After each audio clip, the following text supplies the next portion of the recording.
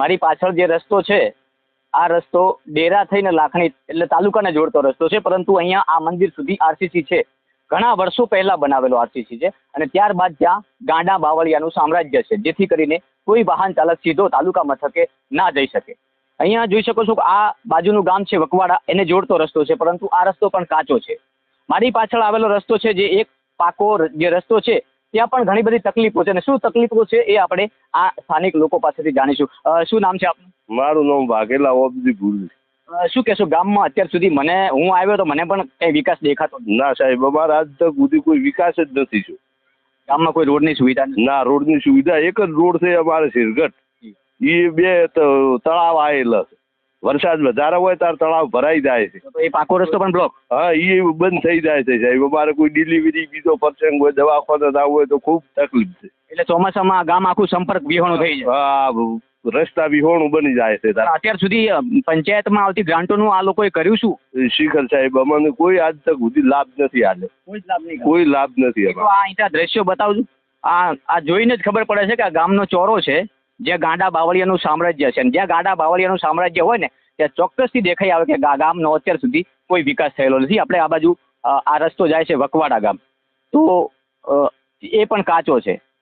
અત્યાર સુધી પ્રધાનમંત્રી સડક યોજના જે છે એમાં ઘણા બધા ગામને જોડતા અનેક રસ્તાઓ બન્યા છે, તો આ ગામને કેમ વંચિત રાખવામાં આવ્યું છે? આપણે એક યુવા, શું નામ છે આપનું? સિદ્ધરાજ છે. સિદ્ધરાજજી, શું કહેશો, આ ગામ આપને કેટલા વર્ષ થયા? મને 25 વર્ષ થયા.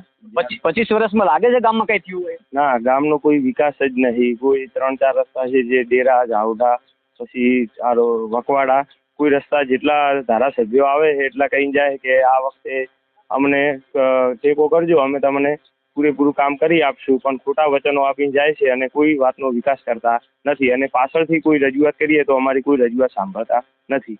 એટલા માટે અમે આ વખતે ગામના દરેક ગ્રામજનોએ ભેગા થઈ અને એક નિર્ણય લીધો છે કે કોઈ પણ વોટ કરશે નહીં અને ચૂંટણીનો પૂરેપૂરો બહિષ્કાર કરશે. પણ આપણા ગ્રુપ ગ્રામ પંચાયતમાં આવેલું છે, શેરગઢ ગ્રુપ ગ્રામ પંચાયત લાગે. અત્યાર સુધીના જે ગ્રામ પંચાયતમાં તમે લોકોએ ચૂંટીને મોકલેલા, એ સરપંચોએ શું કર્યું? સરપંચોએ જે અમારા ગામના સરપંચ હતા એમને થોડો વિકાસ કર્યો, બાકી બીજા જે સરપંચો હતા એમને પણ કંઈ કામ કર્યું નથી. અમારા ગામ પાછળ કોઈ એમને તકેદારી રાખી નથી. એમને પણ ખોટા વચનો આપ્યા અને એમના ગામના વિકાસ કર્યા, પણ ધરણવાનો આજ સુધી કોઈ વિકાસ કર્યો નથી. જોયું, આ છે યુવા વર્ગની વેદના છે કે આ ગામને આજ સુધી વંચિત રખાયું છે, કોઈ પણ કામ આ ગામમાં થયા નથી. મારી સાથે બીજા એક યુવા જોડાયા છે. કેમ છો? આપનું ગામ ધરણવા છે, અને જ્યાંથી હું એન્ટ્રી કરી ત્યાંથી અત્યાર સુધી મને એવું કંઈ દેખાતું નથી કે આ 2-3 વર્ષમાં 5 વર્ષમાં કંઈ થયું હોય. છેલ્લા કેટલા વર્ષથી આવી પરિસ્થિતિ? છેલ્લા ગણો ને, મને લગભગ 25 વર્ષ થઈ ગયા. હું 25 વર્ષથી તો આ હાલતમાં જ આ ગામને જોઉં છું. હજી સુધી મને યાદ નથી આવતું કે આ ગામની અંદર કોઈ નવીન કામ થયું હોય. રસ્તાઓ બધા કાચા છે. પછી એક જ રસ્તો અમારે શેરગઢથી ધરણવાનો પાકો છે. અમારે તાલુકાને લગતો જે રસ્તો છે એ કાચો છે. અમારા ગામમાં 5 સુધી જ સ્કૂલ છે. અમારે બેબલીઓને અને બાળકોને હાઈસ્કૂલમાં, ડેરા હાઈસ્કૂલમાં ભણવા જવું હોય તો પણ સાયકલ કે બાઇક લઈને જઈ શકે એમ નથી. એમના વાલીઓ અત્યારે ખેતી કરે છે, કોકને ત્યાં ભાગ બીજા રાખી અને મજૂરી કરીને એમનું પોતાનું ગુજરાન ચલાવતા હોય. એ લોકોને એમના બાળકોને સ્કૂલે મૂકવા જવા કે પછી ખેતીનો ધંધો કરવો, આ પૂરેપૂરા ગામની એટલી બધી વેદના છે કે આ વખતે પૂરું સમસ્ત ગામે એક નિર્ણય લીધો છે કે આ વખતે આપણે લોકસભાની ચૂંટણીનો બહિષ્કાર કરશું, ને જ્યાં સુધી આ ગામનો વિકાસ નહીં થાય ત્યાં સુધી અમે આવનારી બધી જ ચૂંટણીઓનો બહિષ્કાર કરીએ છીએ. ભલે તાલુકા જિલ્લા પંચાયતની હોય, સરપંચની હોય કે પછી ગમે એની હોય. જોયું છું આ લોકોનો આક્રોશ છે અને રોષ છે, અને રોષ પણ હોવો જ જોઈએ, કારણ કે બધા જ ગામના વિકાસ થતા હોય, બધા જ ગામના જે રોડ રસ્તા છે, એક ગામને બીજા ગામથી જોડતા તમામ રસ્તાઓ થઈ ગયા હોય, તો ધરણવા ગામને અત્યાર સુધી કેમ અન્યાય? શું કહેશો, કેવી પરિસ્થિતિ ગામની? પરિસ્થિતિ સાહેબ ઘણી હશે. પરિસ્થિતિનો કોઈ જ નથી, કારણ કે આજ સુધી અમારા ગામની અંદર કોઈ વિકાસ થયો જ નથી. ઘણી બધી છે વિકાસ, પણ અમે જ્યારે ચૂંટણી આવે ત્યારે બધા નેતાઓ આવે છે કે અમે તમારે આ કરી આલશું, પેલું કરી આલશું, પણ કોઈ વાતનો કોઈ લાભ મળતો છે જ નહીં. ચૂંટણી માટે ખાલી મત લેવા માટેની મત લેવા આવે છે સાહેબ, મત લઈને જતા રહે છે, પછી કોઈ અમારું ન્યાય વાપરતા જ નહીં. આ એક વરવી વાસ્તવિકતા છે.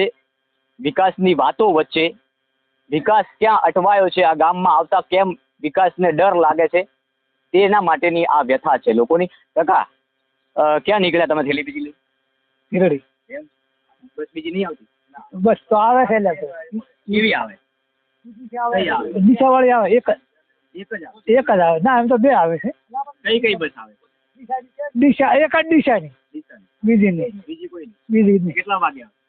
એક 9 વાગે આવે ને એક 10 વાગે આવે છે કે 4 વાગે તો 12 કાકા બપોર પછી ક્યાંય જવું હોય એક 9 વાગે આવે બસ, એક 12 વાગે આવે, કદાચ બપોર પછી ક્યાંય જવું હોય તો કેવી અગવડ? તો નહીં આવતી પોચમી આવે આવતી જ નથી બંધ થઈ ગઈ આવે ને બંધ થાય આવે ને બંધ થાય અને પીવાના પાણીની કેવી તકલીફ? પાણીની તો તકલીફ છે મને 50 વર્ષ થવા આવ્યા છે પણ મેં કોઈ નળને ગામ લીધું જ નથી કોઈ ગામમાં નળને થતું છે ને આવું ને આવું છે ને એનો વિકાસ થવો જોઈએ.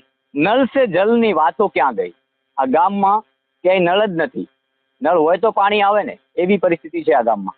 કાકા કેટલા ઘરે ઓલા નળ છે?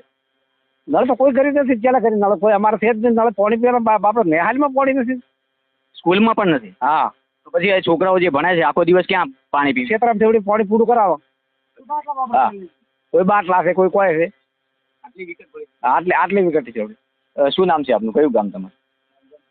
હા આ જ ગામ છે. હા તરણ શું લાગે આ ગામમાં કઈ વિકાસ થયો? આ ગામમાં સાહેબ કોઈ વિકાસ બીજો નથી બરાબર. આ રોડ કોઈ છે, શાળાનું છે, બાળ મંદિર છે, બીજું બરાબર આવો કોઈ વિકાસ નથી. ત્યાં રજૂઆત બીજી નહીં કરતા? રજૂઆત કરીએ છે ચૂંટણી વાળા આવે છે કઈ જતા રહે બતાવી બરાબર. કોઈ આવે કરે તો ચૂંટણીના વોટિંગ બીજા લઈને જતા રહે. લેખિતમાં લો ને આ વખતે વિકાસ. વોટ લેવા આવે એટલે લેખિતમાં લખીને લો કે અમને લખી આપો. ના લખીને આપો એટલે અમે કોઈની એટલા બધી જોન કરી પણ કોઈ એટલો નહીં રહે. રસ નથી રાખ્યો ગામ. રસ નહીં રાખ્યો બરાબર કે આ કરીને આપો આપણે કીધું છે કે કરીને આપો એવું કોઈ રસ રાખ્યો નથી. ખૂબ વિકટ પરિસ્થિતિ વાળું આ ધરણવા ગામ છે. હું તમને ચારે બાજુના રસ્તા પણ બતાવ્યા છે, જે પ્રકારના દ્રશ્યો બતાવ્યા છે. આ ગામને જોડતા તમામ રસ્તા આજે પણ કાચા છે. માત્ર ગામમાં આવવા માટે એક જ રસ્તો જે પાકો છે, ત્યાં પણ ચોમાસામાં બંને બાજુના તળાવ ભરાવાથી રસ્તો બ્લોક થઈ જાય છે. સંપર્ક વિહોણું આ ગામ બને છે, પરંતુ અત્યાર સુધી આ ગામમાં કઈ વિકાસના નામે ઝીરો છે. એટલે કહી શકાય કે આઝાદીના 75 વર્ષ બાદ પણ વિકાસની વાતોની વચ્ચે જો આ ગામમાં કઈ વિકાસ ના થયો હોય તો પછી આ વિકાસ ગયો ક્યાં? નમસ્કાર.